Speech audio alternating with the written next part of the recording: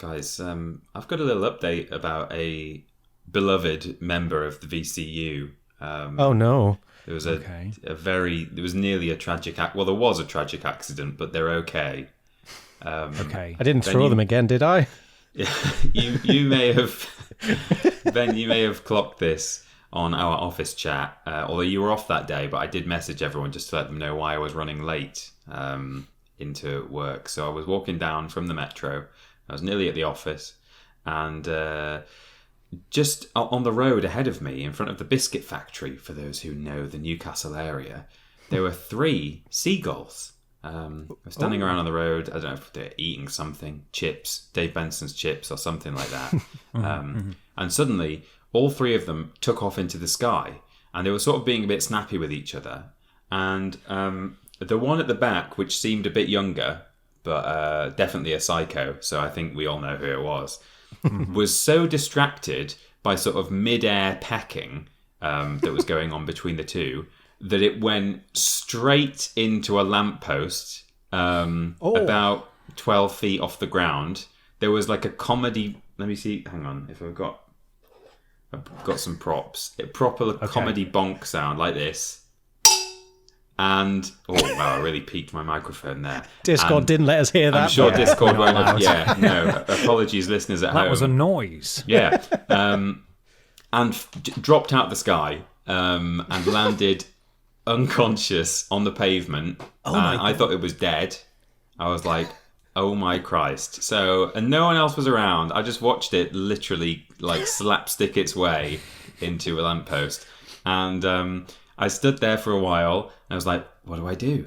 Is it dead? Is it alive? I noticed a tiny bit of movement, but it was literally just lying on the pavement with its eyes shut. I was like, okay, it's not dead. So then I started like Googling around, like, who do I ring at this point? Is there some sort of animal, like a wildlife rescue, or do I ring the vets? And I found like a website for wildlife rescue, and they were like, ring the vets first because they will refer you to us. And I was like, okay. I don't really understand why that makes any sense. By the time I even like found a number for a nearby vet, Psycho Seagull had woken up, was sitting with his eyes open. Various people were walking past me. Someone nearly stepped on him because they were walking along with their head in their phone. I was like, whoa, mate, there's a seagull on the pavement. And eventually he just stood up and flew away, and he seemed to be okay. But you know what? That's what you get for vomiting on the car of a beloved children's TV presenter. Deserves worse, really. It's a testament to your character, Peter, that you sat by and helped this seagull that had done atrocities in the past. But you stood up to the job. Yeah. Well, I got to the office several minutes late for work, and as I was going in, big boss man Adam Pacitti was walking through the same door, and I thought, he's seen me running late now. I'll send him a message because he went into a different room, and I went upstairs to my desk. I was like, I'll just message him to let him know what I've just seen. I said, it's a bit of a strange reason to be late, but just so you know, I watched a seagull fly into a lamppost, and he just put, not to discredit the man, but he just put, ha, ha, ha, ha, ha, ha, ha, ha, ha. I didn't give it a second thought. So he was clearly very, very amused by my reason for being late. It's a good excuse to pull out the hat. Sorry, I saw a seagull bonk itself. I did think, like, this is so absurd that it must be true. Like, no one's going to think... some people say, I'm stuck in traffic or whatever, but no one would make up the fact that they've watched a seagull crash into a street light and drop out of the sky. You can't use this one again, though, now. I can't, no, but everyone else listening can. Yeah, so. It's true. It's true. If you'd have found him and you were sort of running very early for work and you still managed to get in on time, you could have banked that for another day. Maybe taken a cheeky photo. That's true. And then that's the thing as well. I forgot to do that. I sat down at my desk and I was like, and people were asking me because I'd messaged everyone and they were like, so what happened? And da, da, da. And I was like, do you know what? I didn't take a photo of the prone seagull, and I don't know why. It's the digital age. Why am I not? Yeah, you're selling everything. The reflex. It's content. Yeah. Hashtag content. Stephen Sorgall, the new cast member. It's horrible being in that situation with an injured animal. It's like, now you're responsible. You feel like, I can't leave this thing here. So it's like, great, what do I do? That's what I thought. As time was ticking on, I was like, I'm getting later and later for work. Is this a good excuse or not? Like, even if they believe me, if I get in and say this is why, well, they go, well, you should have been in. Like, you should have left it. But no, everyone was very sympathetic. Apart from Anna Pacitti, known hater of seagulls, I guess. Clearly. We learned a lot about him today. Bastard. Monster.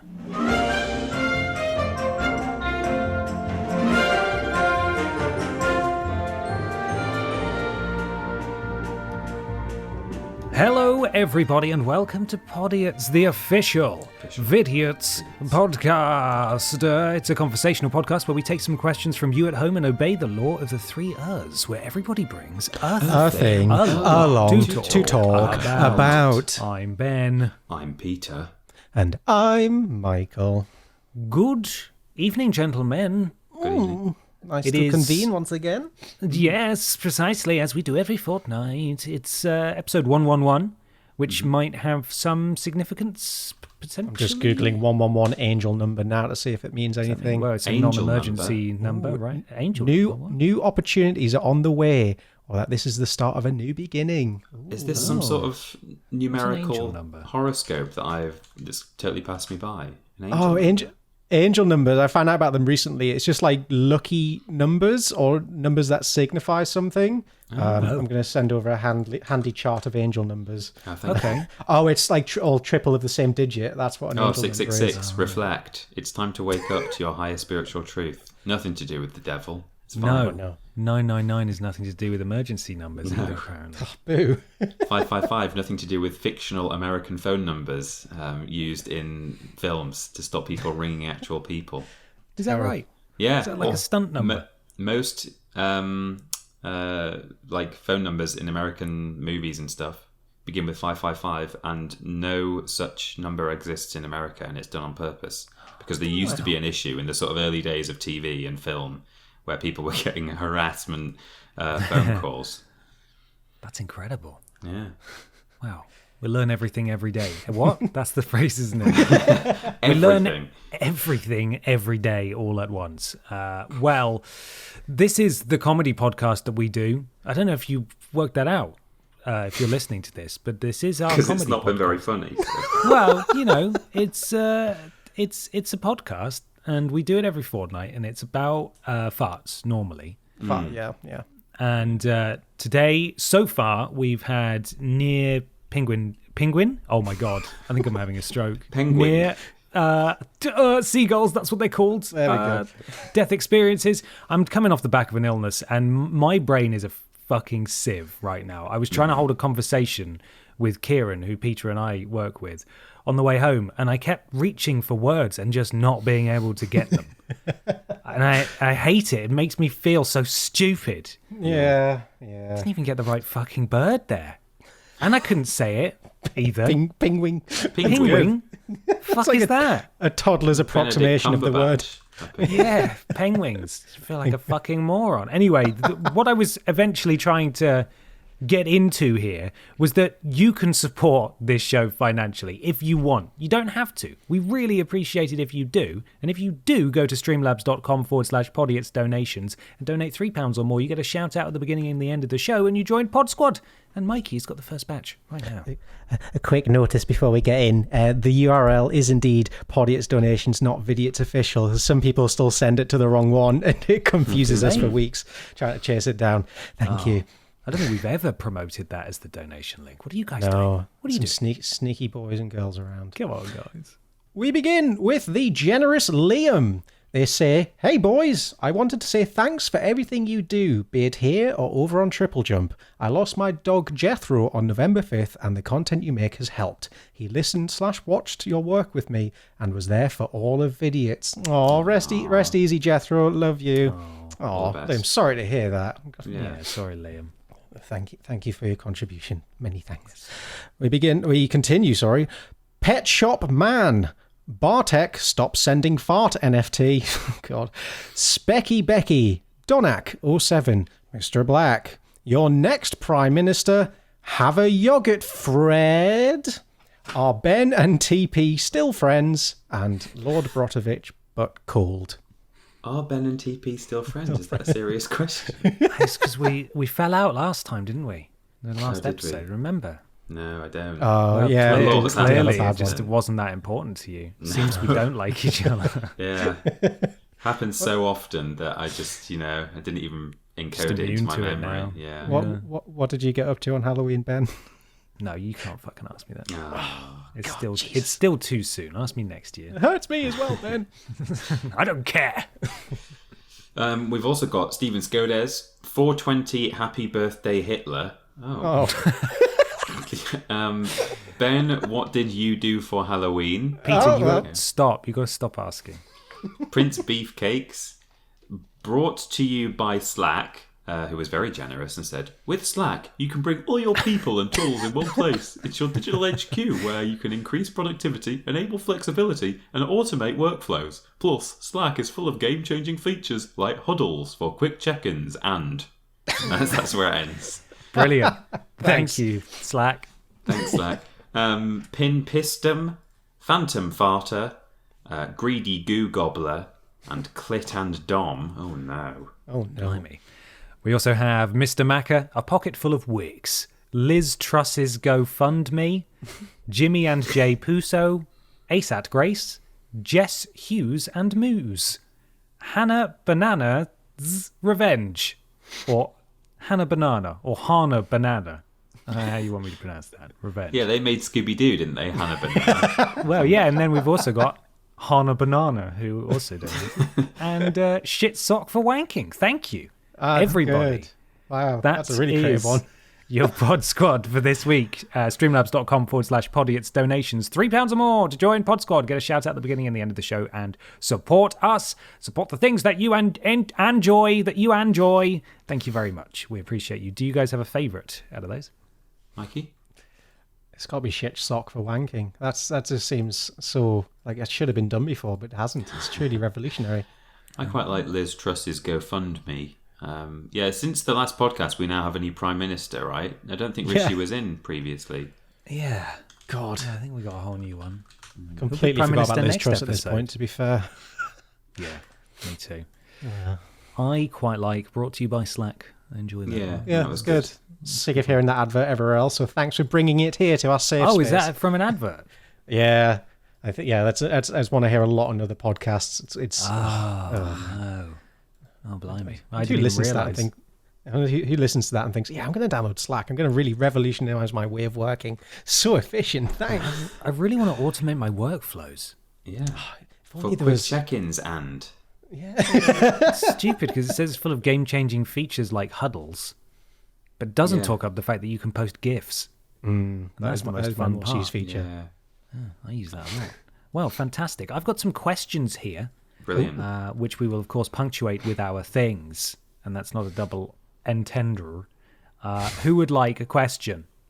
Me. Yes, please. This is from Paul at PaulZaremba16 on Twitter. Is there a show or movie you remember loving, in all caps, as a child that you went back to watch as a grown-up and realised that it maybe, possibly, could be a bit plops? Mine was Batman Forever, but it got me into superheroes and that's how I choose to remember it. K, love you, bye. Yeah, see, I used to really like Batman Forever. I've always known that Batman and Robin was kind of rubbish. I never really liked it to begin with. But Batman Forever, which was still very kind of campy and silly, but not quite as bad as Batman and Robin, I did like that. I don't know, though. Do I actually think it's bad now? I think I still like it for what it is. I accept that it's silly. But, yeah... I mean, it's got Jim Carrey in it, hasn't it? And he's just Jim Carrey, so yeah, maybe I don't know if that counts for me or not. Yeah, God, that's the one with Mr. Freeze as well, right?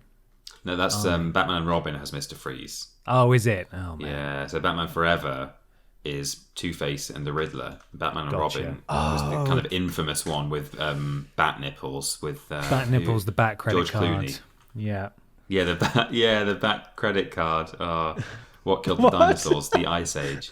Yeah, did you not know this, Mikey? At one point, there's just this random bit where I don't even know what the line is, but there's like a strange gag, and Batman says like, "Oh, he's basically saying that he'll pay for something," and he pulls out his Bat card, and it's just this little credit card with a bat symbol on it. It's really weird. Here you go, Mikey. I've got a photo for you there.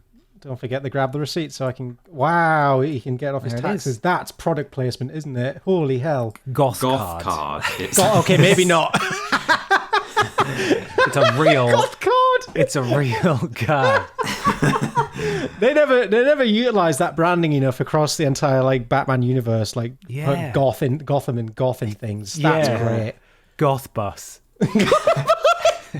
Or goat card, as it is actually pronounced, based on the Foolish Village. Goatham. What is all about? Goatham. Yeah. Goatham. I'll tell you a film from that sort of era that I really enjoyed as a kid, and I now accept it for what it is, which is bad. Is it 1999, 1998 Godzilla? You know, with oh yeah, the guy who voiced Simba. Simba.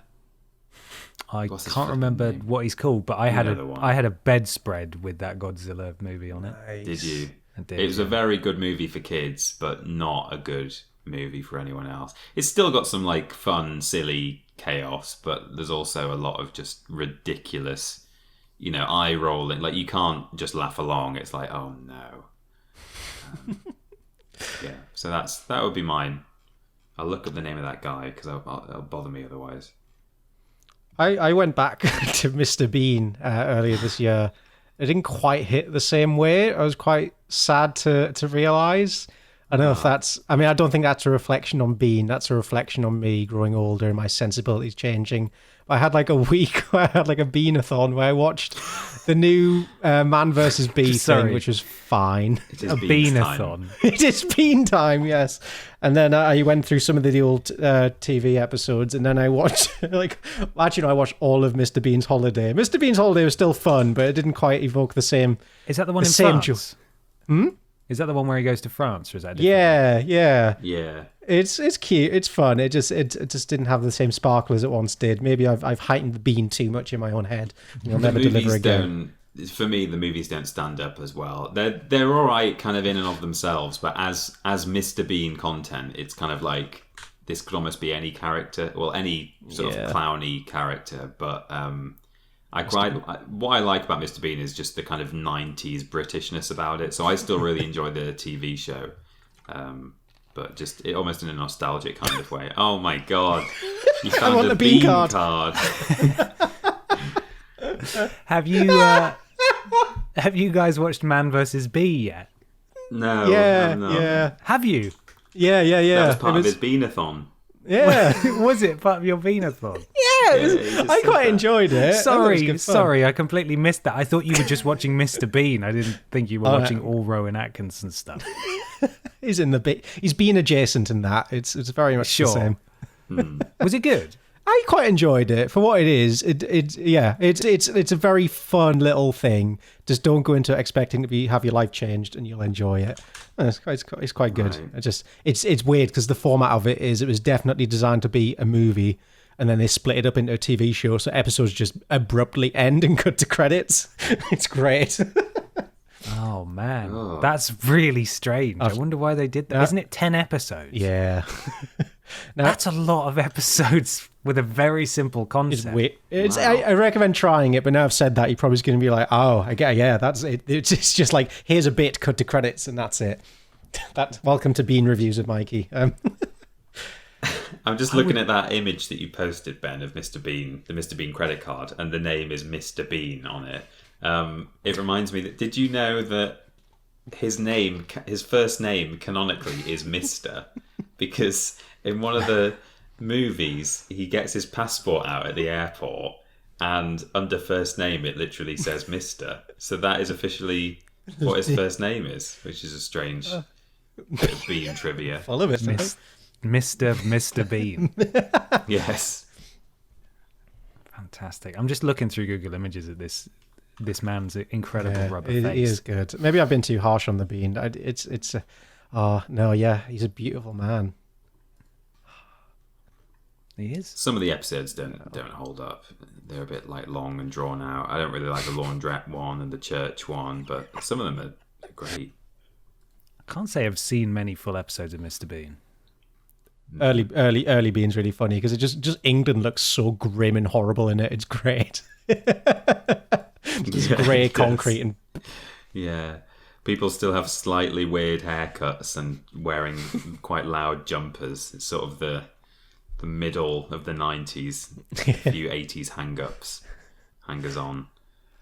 I've just found an article from Vice. This guy's getting millions of views for impersonating Mr. Bean, and he doesn't look anything like him at all.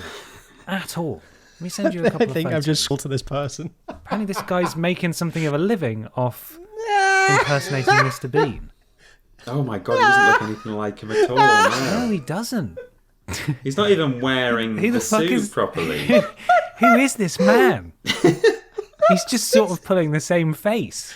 Even the teddy's not right. You could easily buy a vaguely accurate teddy, but he's got a little, like, whitey kind of coloured one. Oh my god. Cream coloured. Mr. Bean, more like Mr. Has Been. Oh, very good. It is not bean time with this man. Growing up as a shy child in Mumbai, Jatin Tanvi found solace by watching videos of Mr. Bean. Tanvi, now 22, is popularly known as Junior Mr. Bean from his videos on YouTube, where he has 425,000 subscribers, and on Instagram, where he has more than 360,000 followers. His hilarious videos, in which he emulates Mr. Bean, have racked up millions of views. There he is. See, that's a much better outfit. That's almost a Michael Johnson era. So clearly he's been doing this for a while. He's a young boy this is him as like a 6-7-year-old child in the brown suit and everything. He looks the part there. There's not even a link to his YouTube in here. I can't be asked. I've got his name. I could find it. Hope you got it. I'll pop it here for later. Junior Mr. Bean. And Ben, did you say which TV show or movie? No, I can't remember the question now. There's a video that's called Happy Diwali, Junior Mr. Bean. Cute. He seems to upload a Bean video every week. Thereabouts. Weekly Bean. Yeah. Bean versus Bee. My goodness. I am watching one. To be fair, his mannerisms are pretty good. Are they? They haven't got a lot of views.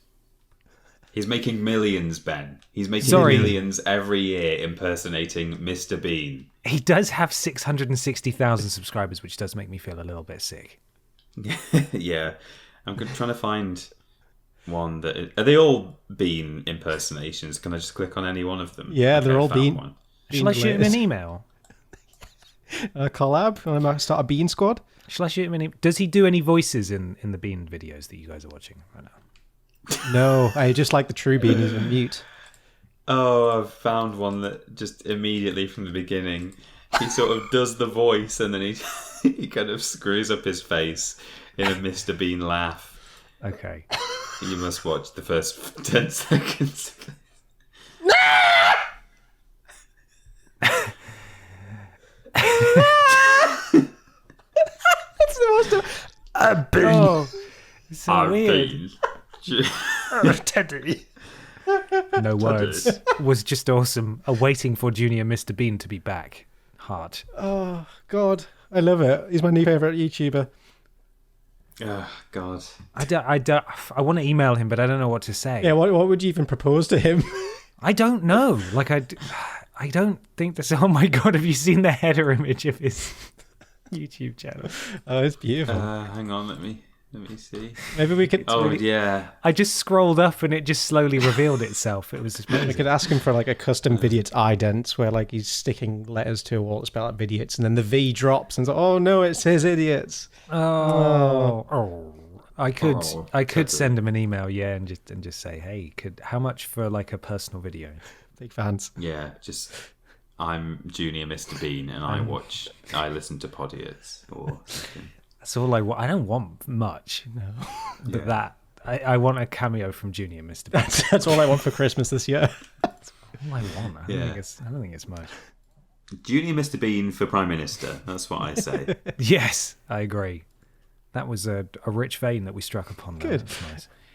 I am going to have to, sadly, choose a movie that I often cite as one of my favourite films, that being Hot Rod, because I rewatched it earlier this year, and I just didn't find it funny at all. When you go beyond the quotes, it's empty. Well, yeah, and even the quote bits they don't hit like they used to. They just find it kind of annoying. I don't know what happened.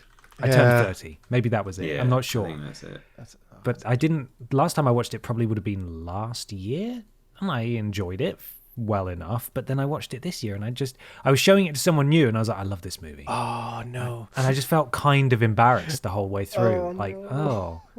Oh no, this is kind of shit, actually, isn't it? Did you sit and watch the whole thing, or did you tap out? Oh yeah, I watched the whole thing. Just stand by your suggestion. Yeah, didn't enjoy that like I thought I would, and now I don't really like it anymore. Oh. It's not from childhood; it's sort of a teenage movie, but still. Yeah, that's a shame. I don't like it. I think I did the same thing last year. I watched Hot Rod and I got like half an hour in. I was like, I can't do this. Yeah, I used to love that movie. Oh, I'd watch I it don't think endlessly. I've ever seen it. Well, don't watch it. It's shit. Okay. Or maybe watch it. Maybe you'll love it. Fucking rubbish. Yeah, you could love it. I would be absolutely shocked if Peter comes back next episode and said, "Fucking love Hot Rod. It's so funny." I've got too much of the Junior Mr. Bean back catalogue. Well, that is true. That is true. You've got years worth of Junior Mr. Bean to watch. Yeah. So you need to get on that. Who out of you two would like to do a thing? I would like to do my thong, if you don't mind. Go on then. Please do. So recently, I've this is a weird rabbit hole to start on, but it moves on quickly. But I've been interested in penetration testing and physical penetration testing. God, I'm so hey, glad whoa, calm down, lads. Sorry. So pen testing, and usually in software land, is like you hire people to try and break into your systems or whatever to see if it's hackable and then give suggestions on how to fix it. And physical pen testing is where you try to break into buildings or safes or devices. This is like a whole job that people have where their whole job is, can you break into my building for me? You might get arrested in the process, but it'll be fine. And in that vein, I found a piece of unintentional physical penetration testing that happened at Buckingham Palace one day. Ooh. So, Buckingham Palace is no stranger to visitors. Thousands of people walk the halls of the royal residence every year for state events, receptions and tours, not to mention the veritable army of staff that keeps the palace running, and of course, the royal family themselves. Uninvited visitors, though, that's another matter altogether. Breaking into the home of the British monarch, let alone Her Majesty's bedroom while she sleeps, should be no mean feat. Which is why, when a man managed to do just that with relatively little effort in 1982, it kicked off one of the biggest security scandals in British history. This is the story of Michael Fagan and how you go about being listed on Wikipedia as an intruder. If you Google Michael Fagan, you'll just see his Wikipedia is in brackets intruder, which I think is a pretty, of all the ones I've seen, that's a good one. Michael Fagan, known intruder. So, according to the police, shortly before 7 a.m. on the morning of July 9th, 1982, Fagan scaled his way into royal history as, after a night of drinking, he climbed over the fence of Buckingham Palace and made his way up a drainpipe and onto the roof. So, I don't know, I assume you've both seen it in person, but it's pretty heavily guarded. There's a big fence and there's regularly roaming patrols of security personnel. I mean, at least now, maybe it was different in the 80s. But this man he just walking past, clocked this drain pipe and he thought, I'm going to try and climb into that. And he did, and he succeeded. In the process, he removed his socks and shoes, which he later told The Independent that they were returned to him 2 years later by the palace staff who found them up there. And through this drain pipe, he entered into the royal residence through an unlocked window. From there, he spent some time wandering through the palace, including twice triggering the alarm system while he perused King George V's stamp collection. Evidently, assuming the alerts were a glitch, the police on watch turned the alarms back off. Wow. Brilliant. It's just stunning. What's that? We've got a break-in in one of the most protected places on Earth. Wow, must be a form. Let's turn it off. Must have been the wind, yeah. Weird. No one ever breaks into here. Turn that off. Likewise, in a plan for his eventual exit, failed the son that he broke one of the palace ashtrays to get a piece of glass to use to cut through pigeon netting on the roof, and accidentally cutting himself in the process. So at this point, he's shoeless and armed with a piece of glass. It's just quite the scene. Ultimately, just the kind of man you want to be in the bedroom of the Queen. Ultimately, Fagin made his way into the residential wing of the palace and, apparently unwittingly, to the bedroom of none other than the Queen. They say he must have been frightened. I didn't frighten her too much, but I was quite shocked, he told of the moment he pulled back the bed curtains to discover Queen Elizabeth asleep in her bed. It's not bonkers. Oh, my God. Jesus. She used a phone on the bedside table to call security, but when nobody came, she got out of bed and she said, "Just 1 minute, I'll get someone," and ran out of the room, her little bare feet running across the floor. Jesus.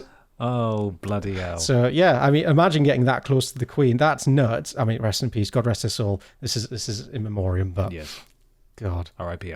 Shortly, footman Paul Wybrew was summoned, who then escorted Fagin across the corridor to the Queen's pantry. And he said, "The man seemed very tense, and I asked, 'Would you like a drink?' Immediately, he became more affable and replied, 'Yes, please, I'll have a scotch.'" It's quite the nice detainment, if you can ask me. Yeah, how was he not shot? It's a different time. He was arrested shortly after. Over the years, Fagin has given various accounts of his reasons for breaking into the palace that morning. According to a story from The Guardian following the incident, he initially told the police that he broke in to see the Queen because he was in love with her. But on other occasions, he has suggested that he thought the Queen might be able to help him in some way. Per the Sun, as I said that to the Sun, or as he told the Independent, the decision was fueled by a prolonged reaction to taking hallucinogenic mushrooms several months before. Right. Wow. But regardless of his motivation, Fagin may have taken his courage that night from a previous success. After all, July 9th, 1982 wasn't the first time he illegally entered Buckingham Palace. He's an intruder. It says it right next to his name. Done it before. He didn't let me again. So yeah, it wasn't a one-time thing. This was his second time getting into the fucking palace. Several weeks before Fagin was arrested at the royal residence, he actually broke into the palace using a similar method. On that occasion, according to The Guardian, slipped in through the window of the room of one of the royal housemaids, Sarah Carter, who was actually in her room reading at the time. Startled, Carter ran to fetch help, but by the time she returned, Fagin had moved on to another part of the palace, and security believed that she had just imagined the incident. Oh my God. Whose footprints are these? Must have been the wind. Just your imagination. Someone proud of me. Imagine, you see someone break into the palace, you tell security, and it's like, you're making this up. Get back to it. You're hysterical, woman. God. Terrible. Couldn't possibly Pull yourself be an together. intruder. Slap her around the face. I walked straight in. I was surprised I wasn't captured straight away, he told the court at a related hearing for burglary in 1982. I knew I could break the security system because it was so weak. So yeah, just this man, Jesus. In a 2012 interview with The Independent, he said that while he was exploring the palace, he tried out several of the thrones and ultimately decided to leave after no one came to find him. So he's just plodding around, looking around, like sitting on all the fancy chairs, having a great time. Sounds like a wasp. Waiting for someone to come. Just flew in, buzzed around a bit, and flew out again. Banged on the window a few times trying to get out, and then he got out. Yeah. It was harder to get out than in. I eventually found a door and walked out into the back gardens, climbed over the wall and walked down the mall, looking back and thinking, ooh, he told The Independent. I hadn't thought about going in there until the last second when it came into my head to do it, so I was shocked. So he just kind of realised what he'd done and was like, shit, I got away with that scot-free. God. So, at the end of this, Fagin wasn't charged with the trespass at Buckingham Palace in July of 1982 because under British law, it is considered a civil offence, not a crime, and would therefore require the Queen to personally press charges against the man. So she decided to let him off for that one. However, in September 1982, he was charged with stealing a bottle of Prince Charles's wine from among a collection of gifts sent by the public in anticipation of the birth of Prince William. Fagin himself admitted drinking the wine while in Charles's staff's office, saying on the stand, "I was waiting to be captured. I drank it because I was waiting for someone to come." He just held himself to a bottle in a throne, sat there drinking, having a great time. Wow. After consuming about half the bottle, he told the court he got tired of waiting and decided to leave. The jury deliberated on the case for 14 minutes before acquitting Fagin. Can we change his Wikipedia article title, remove intruder from brackets and just put fucking boss man? Because he sat on the throne drinking wine. That's amazing. And the first time he was just looking through his stamp collection. It's very sweet. Yeah, there you go. That's the story of Michael Fagin. I think it's very fun that someone got that close to the Queen. I've never heard that before. Yeah, it's. I was aware that I knew vaguely that someone once got into the Queen's bedroom, but I didn't know that it was as strange as that. I thought it was like a kind of dramatic security incident, and people had probably rushed in, but that sounds casual as hell. It's like something from a Roald Dahl book, like. My a little child just wandering around the palace. Yeah, I saw the corgis; they were very sweet. Yeah, I do. There's an interview with him. I think 1993. It's like a 20-minute interview just with him talking through it. It's very interesting. It goes into more detail than I've been able to cover here. It's a very interesting British oddity. Wow. Well, thank you, Mikey. Well, thanks, Mikey. You're welcome. Insightful. Got another question here. Ooh. This is from Callum John Montague at RandomHero0 on Twitter.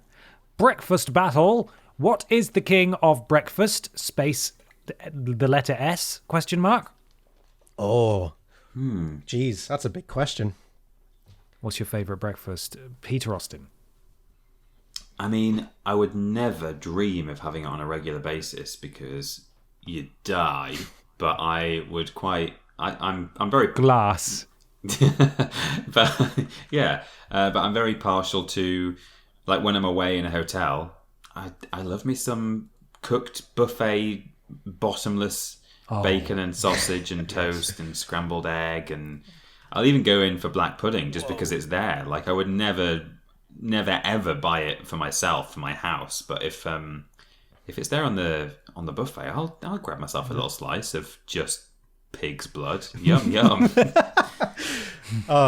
Breakfast buffets have always been off-putting to me. There's something about collections of meat sat under a hot bulb in a metal tin for a couple of hours. I mean, the meat's probably fine. It's the eggs that creep me out the most. They've been there since breakfast opened at 6 a.m. Yeah. I'm going to right away say screw sweet breakfasts. Like pancakes, waffles, and all that, I can absolutely get in the bin. I don't want dessert for breakfast, thank you. No, it's got to be savoury. Going to America as a kid, like we I remember going to Florida and one morning went to IHOP and I just ate so many pancakes that it ruined the rest of the day for me. It was terrible. And it was like buffet for like $10. I'm going to eat like 15 pancakes, try and stop me, and it just ruined me. So I've sworn them off since then. I can't do responsible sweet breakfast, so I'll have none at all. Avocado on toast, I'm going to say, because I'm rarely hungry at breakfast time, and that's like, if I need something with a bit more sustenance, that's the quick and easy and tasty option. A bit of hot sauce on it, bam, jobs are good in. Oh, to be honest, I've never actually had a sweet breakfast, but the idea puts me off. I don't want it. And I do very much enjoy the bottomless meat fest. In hotels, there's something very alluring about that. But the problem is, if I'm staying in a hotel and I have access to the bottomless meat fest, I'm usually doing something important that day, and I cannot take advantage of the bottomless meat fest as I would like to, which is to eat so much that I am sick and I don't go anywhere or do anything. Got the meat sweats. Well, exactly. Yeah, I just don't. I want to feel dramatically uncomfortable, really, or drastically uncomfortable, I should say. So I suppose, I mean, I don't eat breakfast most days, but you can't go wrong with a full English. That's really, really nice. I suppose a sweet breakfast that I do like is breakfast cereal, but I don't have that very often because I find that as an adult, if I get nice breakfast cereal, I just want to eat all of it at once. I don't want to have a bowl and then come back the next day. I don't have the self-restraint for that. No, when we buy granola, I'll be having like handfuls throughout the day. I just want to consume it all. Get a box of Weetos, Oh. Fucking slam a box of Weetos or Cocoa Snaps. Choco Snaps. Oh man, I really want some cereal now. We buy cereal because of the reason you're describing now, but wait, yeah, that's it. I can't help myself. I have to eat it all, so I don't do those. But it's definitely savoury breakfast for sure. It's got to have hash browns. It's got to have pork cylinders, earth as well. A little bit of earth on there. I don't like black pudding. Mushrooms, like mushrooms, and a bit of toast with butter in it. Bang, you sort you right out there. That's a stud. Toast and butter is nice. But yeah, that's a rarity. Yeah, it's a big treat. But that's my choice. Nice, good choice. Good solid choice. Delicious. Peter? Yeah? Do you have a thing? I've got a thing. So this is just a strange...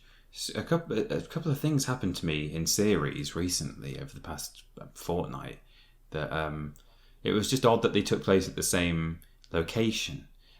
So I've had a bit of a run-in with a certain McDonald's at a service station on the A1. So on 2 occasions in the past 2 or 3 weeks, I've been down to see my parents. Once because I was just having the weekend at my parents' place, and last weekend I went down sort of en route to see some friends in Salford. So it was on the way, and we stopped the night because otherwise it's like a 3.5 hour drive or something, or 3 hour drive. So we're like, oh, well, we'll stay there. So we're going down the A1, and this is the first time. We were like, it's late. We waited until after the rush hour had gone. It was a Friday night, and we'd not had our din-dins. So we're like, do you know what? Let's get a cheeky little McDonald's drive-through. So we thought, yeah, all right then, let's be naughty. So we pulled off at a service station, and we followed the route round to the drive-through. And when we got there, we thought, oh, it's a bit busy. There's quite a lot of people here. And it was sort of open. It's not where you could go around the building. Like, we could see the entire queue from where we were, kind of across the car park. And there were a good, 10 people there in this queue. And we're like, okay, that's fine. So we sat in this queue, and it was a bit slow to get moving. But eventually we made it up to the place where you make your order, talk to the person who says... and we chose what we wanted. And then we sat there for... Keeping in mind there were people behind us, so at that point we were committed. Otherwise we would have left. We sat there for over an hour. What? Waiting. Yeah. Waiting to just get to the front of the queue, and the queue was just not moving. And by the time we actually got there to the front, we pulled up to the window where you would pay, and they just took our order again. But I guess because it had been that long that they didn't even have it anymore. So they were like, right, what was it that you ordered? Wow. So we just ordered it all again and paid the money, and then eventually we got to the next window and they handed it to us, and we asked what the problem was, and all they said was that there was an issue with their payment machine. That was seemingly it, but I don't understand why it took 10 minutes per car.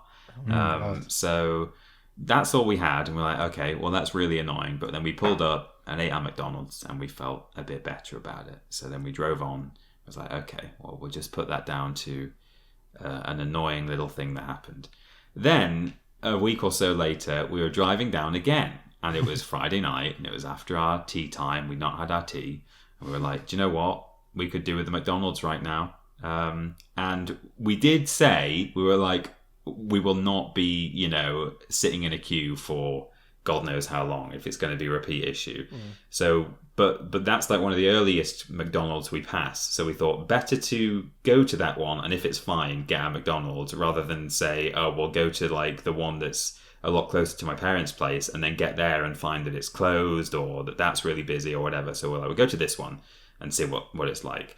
So we got there and it was still a little bit busy, but we could see that the queue was moving. So we're like, okay. So we ordered our food. Took a bit longer than I would like, but it was fine. We got our food and we pulled up and we're sitting there eating it. And we're like, okay, that's good. That's fine. But what we'd noticed was, as we pulled into the queue, there was a poster, just a bit of A4 paper, sellotaped to the order tannoy microphone machine thing. And it said, from 9:30 p.m, we will only be serving drinks due to we're closing for a maintenance issue. Wow. Now this was only like 9 o'clock or something, so we were like, okay, we're in. We'll get our food, and we did get our food, as I say. So then we pulled up. And then 9 o'clock was approaching. Thank God. It was about 25 past 9. And this fucking giant, chunky Rolls Royce pulls into McDonald's car park at 9:30 at night almost. And behind it... Ronald! Well, it could have been Ronald, we thought. McDonald He's here. himself. And behind it, there were a couple of other like quite swanky looking cars that were clearly kind of all there with this Rolls Royce. The Rolls Royce pulls up in the car park into a space. The fleet of shiny black cars stop around it, and then a bunch of blokes get out. Like there's about 4 blokes in each of these black cars in smart suits, and the driver of one of them steps up to the Rolls Royce and opens the door for the person who's inside there. So this is clearly some sort of entourage, right? And this lady steps out from the back of it. I think 2 women actually got out from the back. And they walked into the McDonald's. And we could see in the front seat, there was a man in the passenger seat as well, who was like fannying around with his very, very expensive looking coat. And the door opening man was sort of lingering by the passenger door because he knew, I must open the door for Sir at some point, but I have to wait until he's ready. So he was desperately trying to like just watch his every move and know the right moment to open the door. Anyway, eventually, there's a quick sort of signal, a quick glance from the very swanky looking man in the front passenger seat, and his buddy opens the door for him, lets him out, and he wanders into McDonald's. And then the doors just close behind them, and they like put posters up, and it says, "We're now only serving drinks." What the hell? And I was like, "What is this?" It was like some kind of private party, like It's a private party. If it had been a little, a people carrier with like 6 kids in it that had turned up, and it was a private party at McDonald's, I might have understood. But it was this like the most expensive looking car and a fleet of bodyguards, effectively, all turned up, and they've like closed this McDonald's. I think maybe they weren't letting anyone into the actual main restaurant, and they were still doing drive-through but only serving drinks. And we had to get on, but we were just watching, and we were like, oh my god, the cheeky bastards, McDonald's, like, because I don't know if I said to you that they said the reason they're serving drinks from 9:30 is because of a maintenance issue. They said they need to like upgrade something or other. We were like, they don't even have the gall to admit that they've taken some massive bribe, effectively, to close this McDonald's for Mr. Swankman.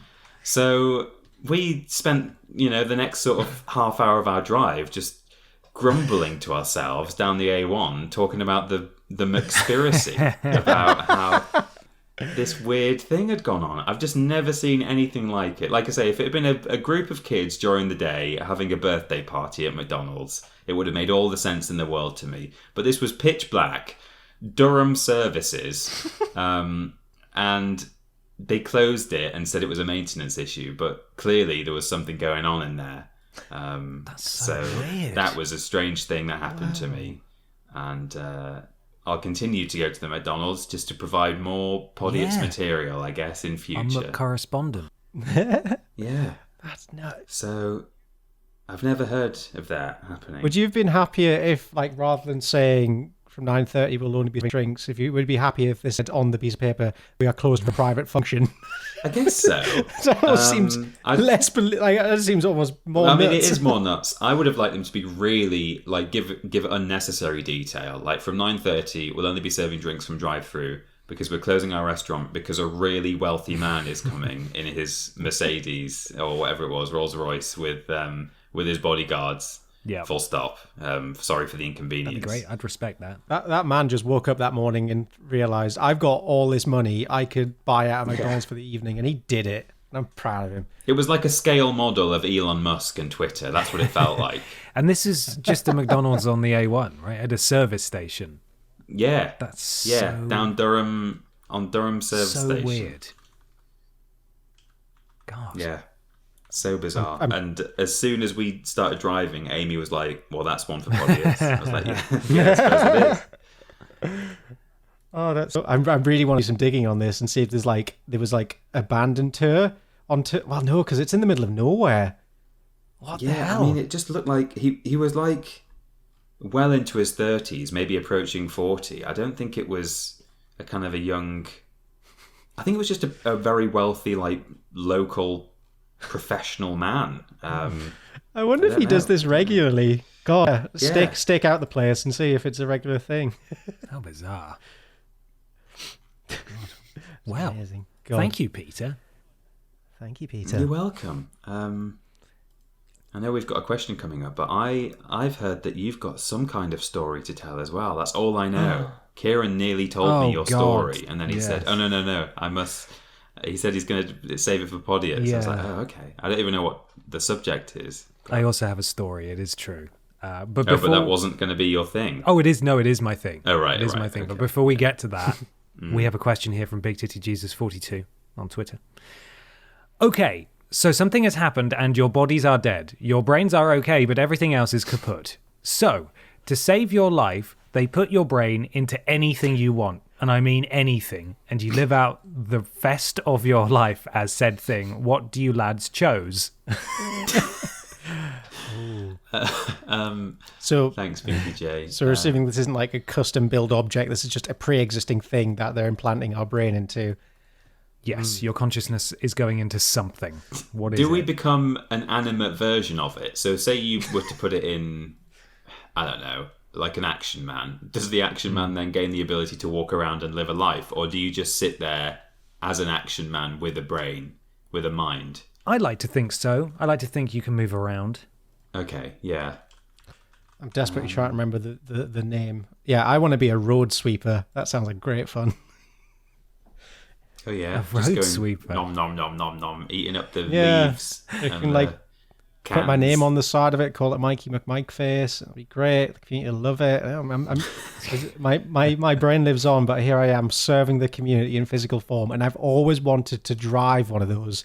So why not go one better and become the road sweeper? Oh man, that's a fun one. I would like to be a helicopter. Oh, that's a good one, isn't Nice. it? Yeah.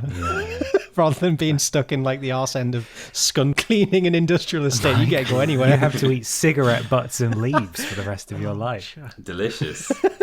Well, it's vegan, isn't it? Yeah, exactly. It's all freegan. Yeah, I get it off the street, so it's all kosher. I would be the Statue of Liberty. I really messed this I up, didn't just I? sort of troll people, maybe just sort of shout at people and shame them, and well, maybe I wouldn't do that because they might pull me down. But I would maybe just chat to all the tourists, and there'd be always be something for me to look at in New York. It's that kind of place, isn't it? I'd never get bored, and I'd always be looked after because I'm an icon of American. It's true. The American dream. So they're always going to keep me freshly. Well, they didn't paint it green. I think it just went green. Yeah. Didn't it? But, they'll look after me and make sure that I never rust. It's true. You'll have dual American-French citizenship as well. I will, and eventually I'll make it to the planet of the apes. I get to see all the monkeys. But you will get blown up.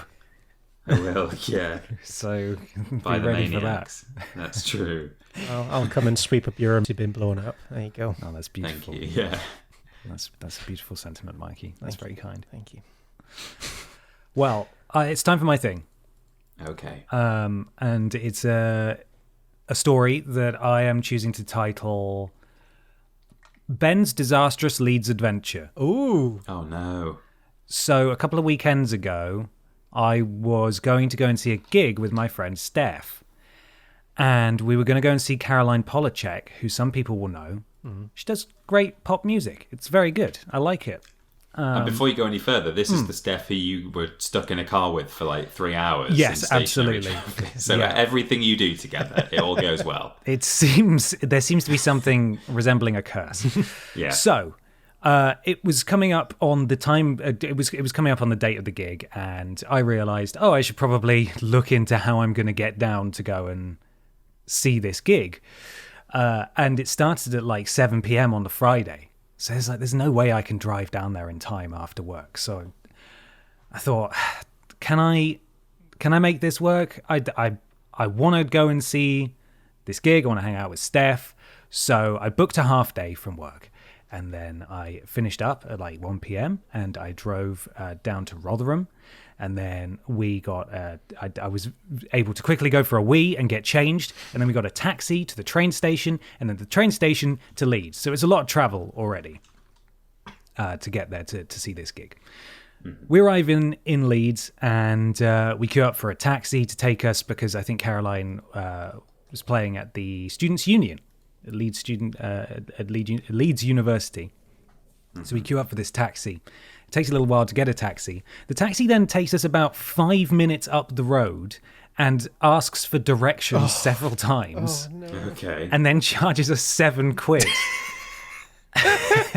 Right. Which was already like, that's not good. I don't know where we're going. And that's a lot of money. That's why I'm giving you money to get me there. Thank you. For a journey we eventually walked back, and it didn't take that long at all.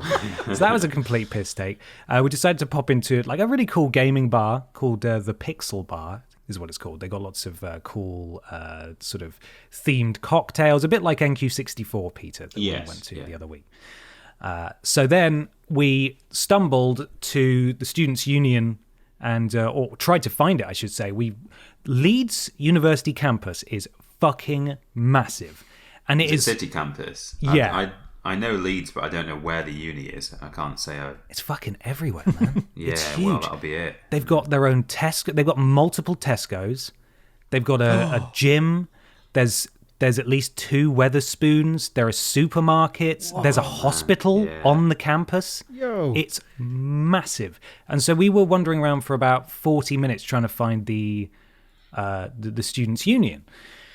And we ask a couple of people for directions, and they just sort of say, it's over in that direction. There's a few maps on like little pedestals around, and none of them are very helpful in finding where to go. Anyway, after about 45 minutes, we managed to find the Students' Union. There's a man stood outside because we're looking for people queuing up for this gig, right? Because that's probably the telltale sign of where it is. So we ask a doorman, we're here to see Caroline Polachek. Is she playing tonight? And he's like, I don't know, I have no idea, but go on in. So we walk into the Students' Union, and it's full of very, very young people. Uh-oh. And the Students' Union has seemingly a lot of stages and venues. So we start wandering through, like, okay, where's Caroline? Where is she? I can't hear her. Caroline, please come back. Bring me my CD collection. Caroline, where are you? Please. Yeah. So we go down, and again, the Students' Union's fucking massive. It's got a co-op built into it on like a basement level. It's weird. It's really strange. It sounds like a service station for education. It does. It's got a Domino's in there. Oh. It was really weird.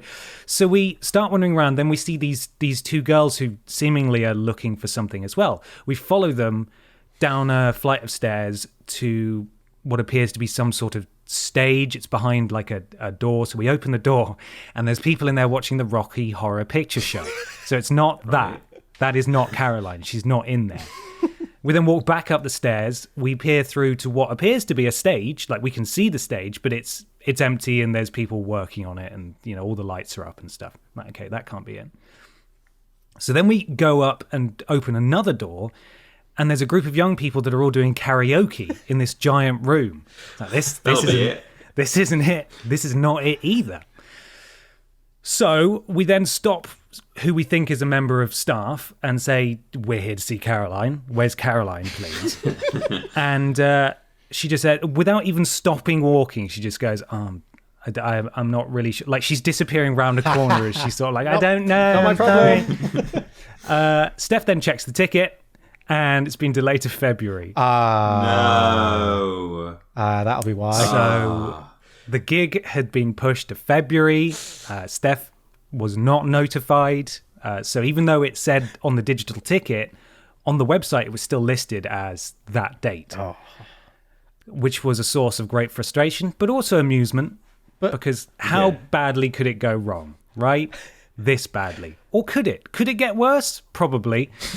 So we decide to just walk to a Weatherspoons and get a drink. Oh, you didn't go to the karaoke or the Rocky Horror screening? Or the Rocky Horror. We probably could have just wandered Horror. in, to be honest.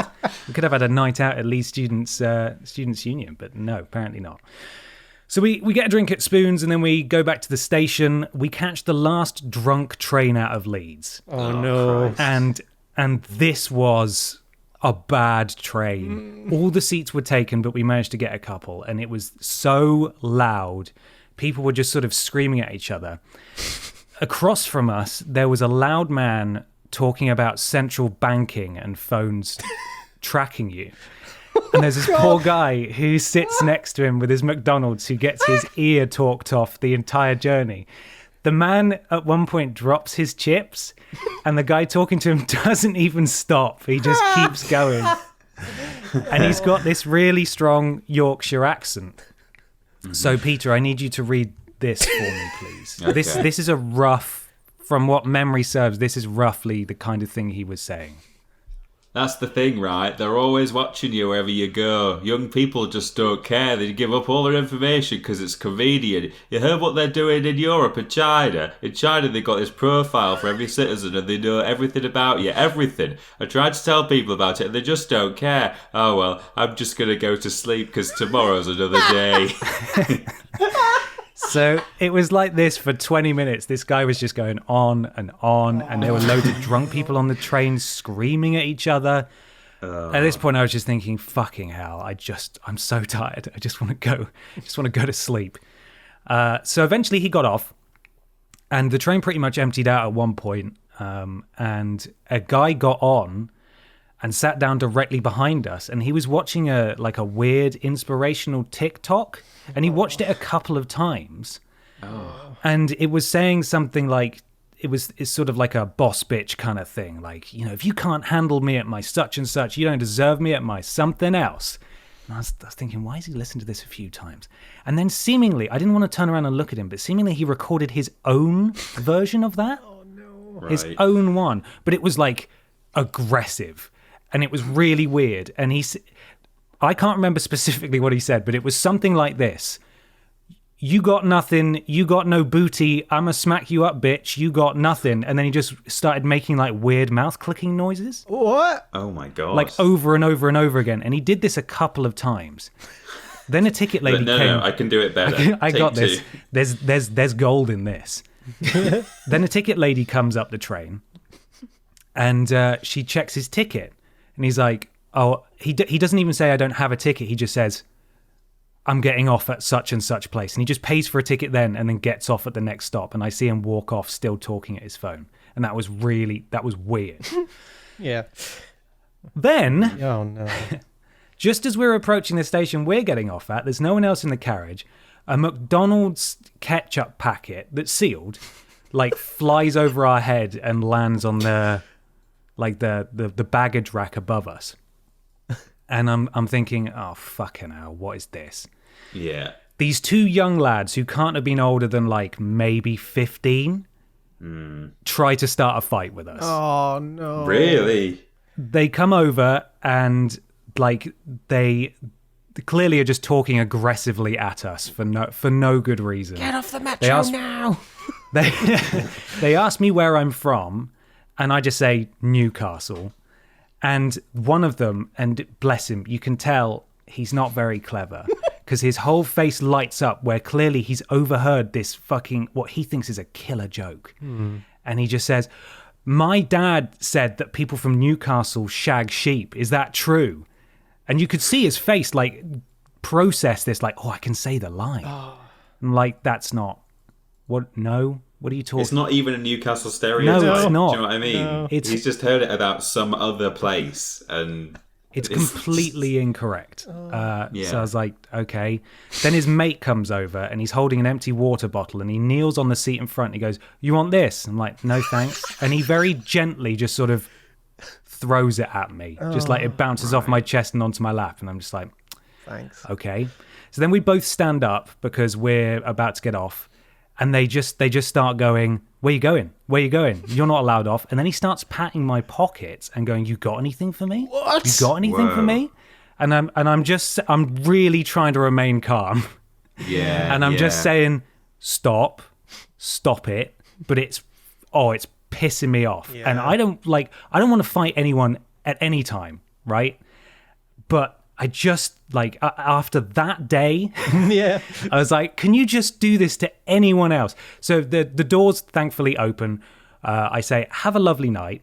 And then we get off. They don't do anything. It's pretty clear to me that they're basically sort of yappy dogs, where they're just sort of testing limits. They're not really going to do anything. They're just kids.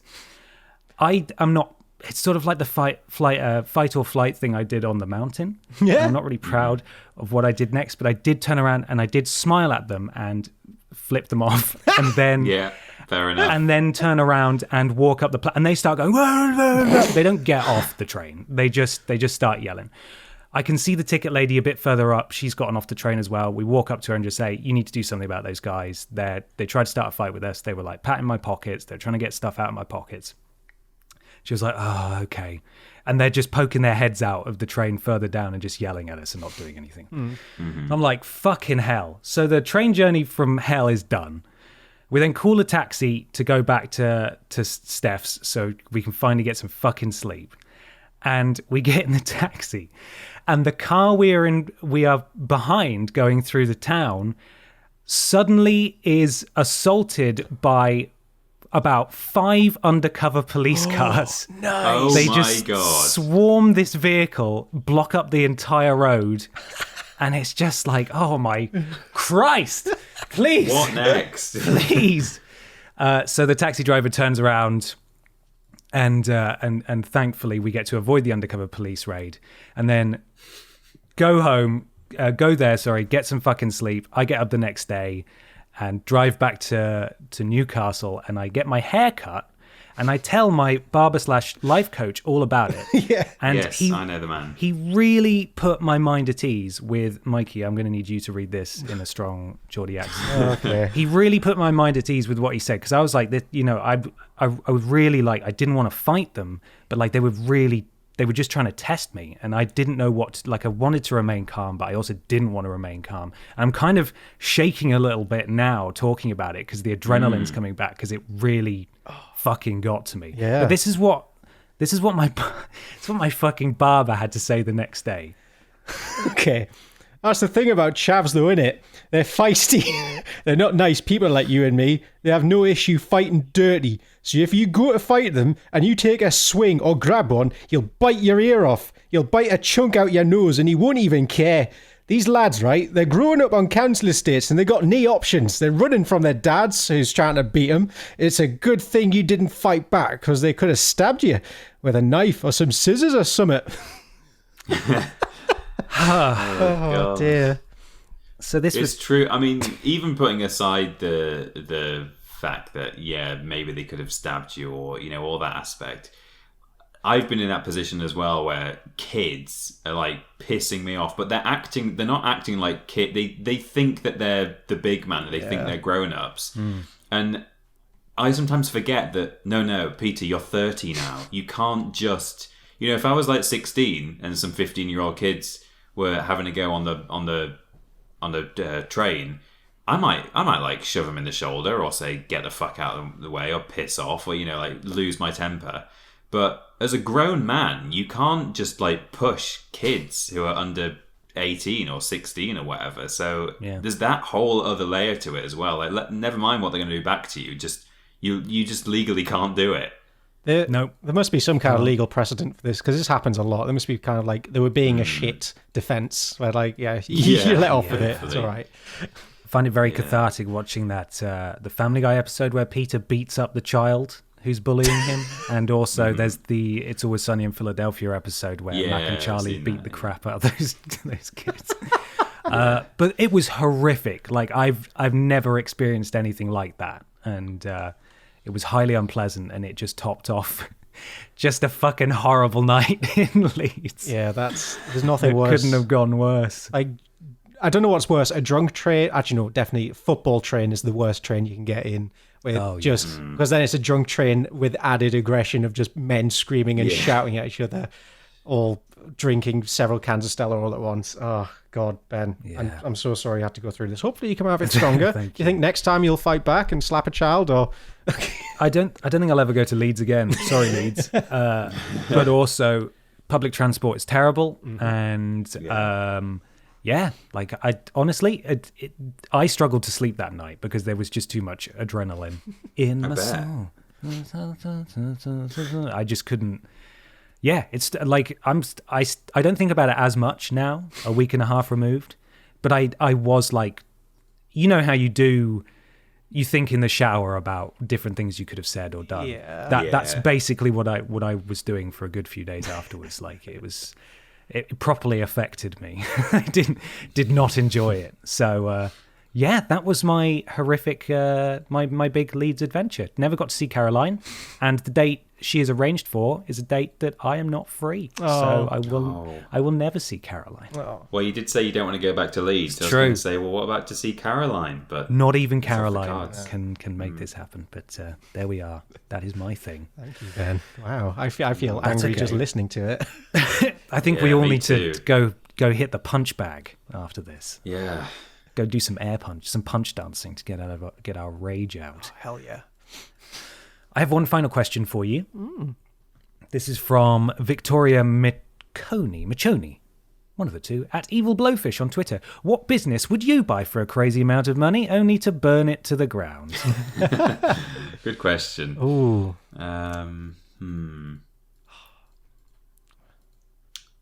Oh. There's got to be... I feel like there's loads of businesses we're always complaining about, and it would be nice just to buy them so that you can then make them crash and burn and never have to deal with them again. Yeah. But Parcel Force. Yeah, Hermes. Have they rebranded? What are they called now? Every. Yeah. Burn it. This is hard because, like, do I want to crash and burn something I love, or just? I mean, I'm gonna buy Poundland and actually make everything £1 in there, and then as a result, just demolish our profit margin and bring it to an early end. Yeah. Yeah, that's the thing. You could actually buy a company and not make it crash and burn maliciously, but you could just say, all right, I'll buy Harrods and make everything free. And then it won't last long, but... Just do a Musk, think you know better, and then, watch everything crumble before you. It'd be great. Yeah, for the benefit of a few customers until it then just crashes and, Good. Ben, what would you do? Parcel Force? Yeah, I think I'd do a courier of some kind. Yeah, absolutely destroy them from within. Would you like go on a rampage and like for like 2 weeks be the only driver and just kind of throw parcels at people's doors and? Well, I had my phone that I've got now. I had that delivered, and it was marked as out for delivery for most of the day. I can't remember which courier it was, but when I reached out and was like, "What's going on? Like, it's not here." The guy he didn't apologize. All he said was, the man who was meant to deliver it has quit and has put all the parcels on the floor. On the floor. That's all I got. I'm like, okay. And it did arrive the next day, but yeah, just the worst. Absolute worst. I think my tactic for crashing and burning a delivery company would be to take selfies with everyone as proof of delivery. And just have like the person out the door looking confused in the dressing gown and me like, hey! It's an extra service. Yeah. That's really, really thoughtful. Thank you. Yeah. Amazing. Well, I think we've done it, chaps. Another one in the bag. We've reached the end of of 111. Thank you so much for listening, everybody. We're going to tell you various places on the internet you can find us. There's not a shop, is there, Michael? No, there is not. I guess go crawling eBay if you want to find some Vidiot stuff, or hold on to your socks and or other garments because the shop is in the works and it should hopefully be with you soon. I'm not going to give a time frame. It's coming. That's all we're going to say. But, yes. Don't worry. I know you're all itching to spend your money on Vidiots related paraphernalia, and you will have the option to do so soon. Yep, it's in hand. YouTube, Twitter, Facebook, all.com/Vidiots official. bit.ly/Vidiots Discord, all lowercase, modded by Tommy and Fleckers. Thank you, guys. Go hang out with the community. Say hello. Talk about Podiots, that kind of stuff. Share memes, but polite memes, not disgusting memes. Behave yourselves. Yes. Twitch.tv/Vidiots official as well. We haven't streamed on there for a little while. What are you sharing there, Mikey? Have you found some Vidiot stuff on eBay? Yeah, it looks like really good knockoff Vidiot stuff. It's just, I think that's quite good. That'll be the fucking video store, won't it? In in America, probably. Maybe we should steal some of their designs and put it on t-shirts. We should some retro stuff. What else we got here? Oh, streamlabs.com/Podiots donations. If you donate £3 or more, you get a shout out at the beginning and the end of the show and you join Pod Squad. Why not help fund McDonald's for Peter, or get Mikey some grappling hooks so he can become an intruder, or get me a gun. I can shoot Do us all children. a favour. Help us out. Mikey, can you kick us off? We say thanks to the generous Liam, Pet Shop Man, Bartek, Stop Sending Fart NFT, Specky Becky, Donak07, Mr. Black, your next Prime Minister, Have a Yogurt, Fred, Are Ben and TP still friends, and Lord Brotovich, but called. Also, Stephen Skodes, 420 Happy Birthday Hitler. Ben, what did you do for Halloween? Prince Beefcakes. Brought to you by Slack. Pin Pistum, Phantom Farter, Greedy Goo Gobbler, and Clit and Dom. Finally, we have Mr. Macca, a pocket full of... I should say, sorry, brought to you by Slack was very generous. Yes, thank you. Apologies for missing that. Yeah. Mr. Macca, a pocket full of wigs. Liz Truss's GoFundMe, Jimmy and Jay Puso, ASAT Grace, Jess Hughes and Moose, Hannah Bananas, Revenge, and Hana Banana, and Shitsock for wanking. There we go. That's your Pod Squad. Thank you so much, Pod Squaddies. We love you. Appreciate it. Streamlabs.com/Podiots donations. Get a shout out in the next episode. What's out on Vidiots this week, Peter? We have got Worst Games Ever Spooky Special, Casper and the Ghostly Trio, Vidiots live Twitch stream, Dark Souls Remastered number 4, Cortex's Clever Girls, that's the Left 4 Dead mods, where we had like Crash Bandicoot and Raptors and all sorts. Making Nuka-Cola, yum yum. Spookiots, episode 18. Oh, did we call it Spookiots this year? Did we do that? I scrolled through the last two and I didn't see it was called Spookiots. Damn it. Send a note to our man, get it changed. Come on. Yeah. Spookiots, episode 18, a Luigi board. Post some tat number 37, Vidiots Wrestling Federation. It's on easy, Black Ops 4 Zombies. Worst Games Ever Spooky Special, Billy the Wizard Rocket Broomstick Racing. And then the scariest of all videos, Vidiots is changing. No! On the 3rd of November, it happened. Oh, God. Announcement. Oh, we completely missed the 1 year anniversary. We should have done something special for it. We should, yeah. And we're still here, though. Yeah. Here we are. Still going. We changed. It didn't end like we promised. We're still here. It continues. Buckets, National Basketball Association 2000 Playgrounds 2. We've called the video. We just gave up by that point, I think. Yeah, the first video after the announcement. Call it what you like. In the spotlight with Marvel's Spider-Man The Heist. Podiots episode 19, Car Crash DM. Post some tat number 38, Penultimate Tat. And that's it, because the next one is the 9th. So there you go. Wonderful. Thank you, Peter. Thank you, Peter. You're welcome. Mikey, where are you on the internet? At Parrot Boy on Twitter is the best place to keep up with me for as long as that website is still on the internet. And if you go on there, you'll see. I actually did a guest appearance on another podcast of Claudia's, and I talked some true crime about a case of a man living in someone's walls. It's not Jeff. Oh no! God, you hate true crime, Mikey. That must have been a real challenge for you. Oh, I know. I hate all push the boat murderers out and like whatnot. that. I know. It's not like you. Yeah, they should have got you on instead. I know. I would have given Serial some killer. real insight. Yeah, go check that out. It's a fun one. I highly recommend it. And yeah, Twitch, Paraboy again. But again, maybe now it's raining more, I'll start streaming again. I think that's in winter I hibernate and I stream. So keep your eyes peeled. Lovely, lovely stuff. Peter, where are we on the internet? We're on Twitter while it lasts, at confused_dude for Ben, and at thatPeterAustin for me. But you can also find us at Team Triple Jump on Twitter and Facebook, but more importantly, on YouTube and Twitch, where we're doing videos and streams. Some of it's familiar. If you've been watching Vidiots for many years, Rules Boss and cooking and worst games ever and stuff. Come check it out. Finally, why not leave us a 5-star review/rating on your platform of choice? It helps something to do with Al Gore's rhythms, and we really, really appreciate it. So thank you for that. Thank you for listening as well. We love you all. Do we have a final question? Would you have hit the kid? This would be cathartic for me to hear. Yeah, I want to hear some stories of people lashing out against children. Have you struck a Honestly, stranger's Ben, child? Considering you say sometimes you snap at people, like up the mountain, you sort of snapped at that woman and stuff. Like, yeah. I think I would have had less of a temper for it than you. I think I might have physically removed them, or lightly just sort of said, piss off kind of thing. Like, not hit them, but have you seen them with push words. their shoulder. Have you seen that video of a child in McDonald's just going absolutely nuts? Like this scene of ketchup and stuff all over the floor. This child just throwing stuff around. At one point he gets on the counter and is like screaming and stomping around, and then a fully grown man just grabs him by the neck of his t-shirt and drags him out and throws him out the front door. That's nice. I don't think so. I like that. I might send that video, Ben. You can watch that as therapy. Oh, thank you. I appreciate that.